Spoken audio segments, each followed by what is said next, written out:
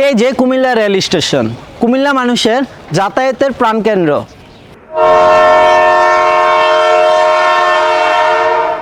ঐতিহাসিক অন্যতম rail station Comilla rail station. এটি ঐতিহাসিক অনেক পুরাতন রেল স্টেশন।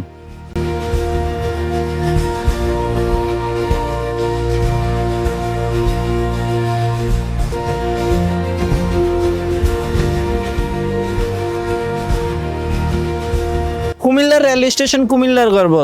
চলুন শেষ পর্যন্ত ভিডিওটা দেখে আসি।